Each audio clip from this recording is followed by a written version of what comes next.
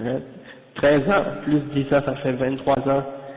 Il est retourné à la Mecque et il est entré là où il y avait la maison d'Abraham et il a détruit chacune de ses statues, chacune de ses idoles, une par une. Et tous les gens ont accepté l'islam. Hein? Et donc après, qu'est-ce qui est arrivé?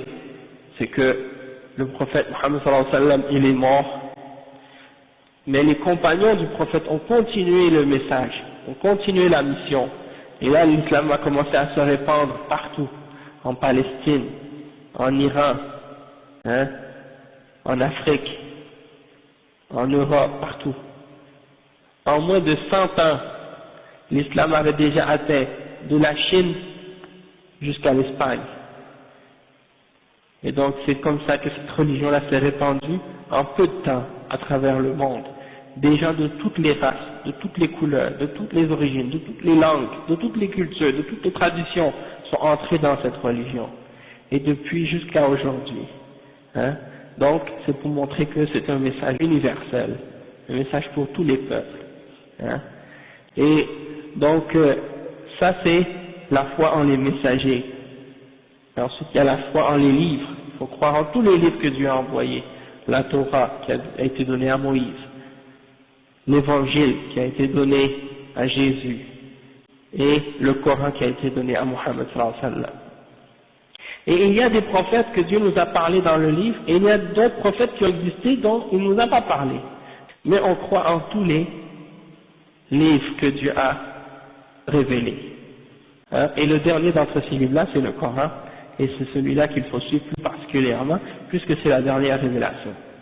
Elle n'a pas été modifiée ou changée par l'homme, contrairement aux autres révélations qui sont venues avant.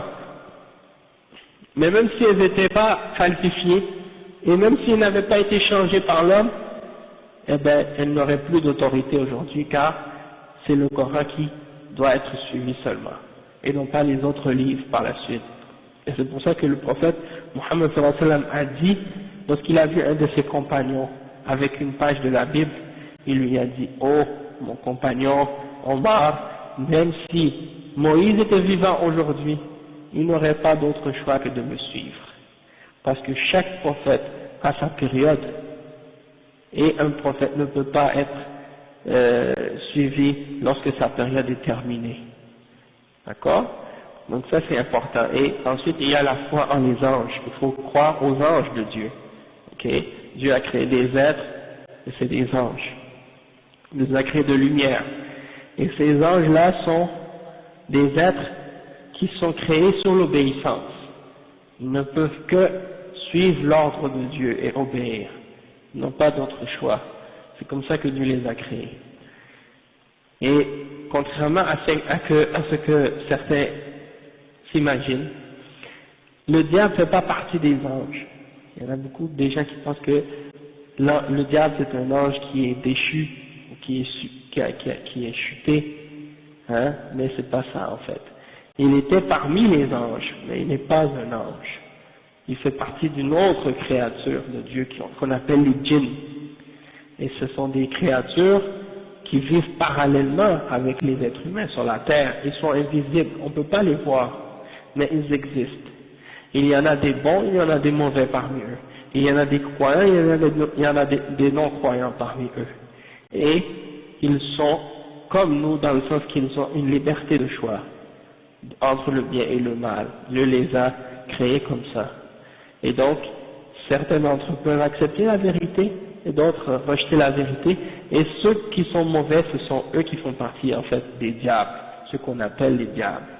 Et aussi, ce que les gens appellent en Haïti les lois, les êtres qui sont créés, qu'on appelle les lois en Haïti, sont en réalité des djinns. Mais ces gens-là, ils ne savent pas.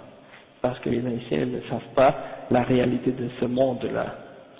Tout ce qu'ils connaissent, c'est les manifestations qu'ils observent par l'intermédiaire des interactions que les sorciers ou les Ougans ont pratiquées dans leur pratique de la magie et des trucs comme ça, ou bien des manifestations dans les rituels et tout, des possessions et des trans ou des choses comme ça. Sinon, après ça, ils ne savent pas la réalité, qu'est-ce que c'est ces gens-là. Et ce sont des diables, il n'y a pas de doute. Et le diable fait partie des djinns et non pas des anges. Il était parmi les anges, il était parmi les créatures rapprochées de Dieu, mais quand il s'est enflé d'orgueil, parce que Dieu lui a demandé de se prosterner à Adam, et il a refusé de se prosterner à Adam, et il a dit, je suis meilleur que lui, tu m'as créé de feu et tu l'as créé de terre. Alors, parce qu'il s'est enflé d'orgueil et qu'il a refusé d'obéir à Dieu, Dieu l'a maudit et il l'a maudit et il lui a promis l'enfer. Et pour se venger de l'homme, le diable a dit, je vais faire mon possible pour tous les égarer, tous les hommes, pour essayer de tous les égarer pour qu'ils viennent tous en enfer avec moi. Mais Dieu lui a dit, tu n'auras aucun pouvoir sur mes serviteurs sincères. Tu pourras seulement égarer ceux qui te suivent parmi les égarés. Mais sinon, mes serviteurs sincères, tu n'auras aucun pouvoir sur eux. Et donc c'est ça. Qu'est-ce qui se passe aujourd'hui? Le combat entre le bien et le mal. C'est un exemple. Mais le diable, c'est juste une créature de Dieu, hein, qui a choisi le mauvais chemin. Mais il n'a aucun pouvoir devant Dieu. D'accord? Et ensuite aussi, il faut croire au jour dernier. C'est-à-dire, il faut croire au paradis, à l'enfer, au jugement. Chacun va être récompensé selon ce qu'il a fait au jugement dernier. D'accord? Et ceux qui ont fait le bien, ils seront au paradis. Ceux qui n'ont pas fait le bien, ils vont aller en enfer. Et ensuite, il faut croire aussi à la prédestination, et ça c'est le dernier point de la foi en Dieu, de la foi en l'islam, c'est de croire en la prédestination. C'est-à-dire que tout ce qui nous arrive, c'est écrit par Dieu. Dieu, il sait tout ce qui arrive, Dieu le sait à l'avance. Et il l'a écrit. Tout ce qui va arriver, tout ce qui arrive et tout ce qui va arriver, Dieu l'a écrit. Et il l'a voulu. Il n'y a rien qui ne se produit, excepté que c'est parce qu'il a voulu que ça se produise. Il n'y a rien qui peut arriver contre sa volonté. Et également, il faut croire que tout ce qui existe, Dieu l'a créé. Même ce que nous-mêmes on fabrique avec nos deux mains, c'est Dieu qui l'a créé. Il n'y a rien qui sort de sa création. C'est-à-dire que il n'y a qu'un seul créateur.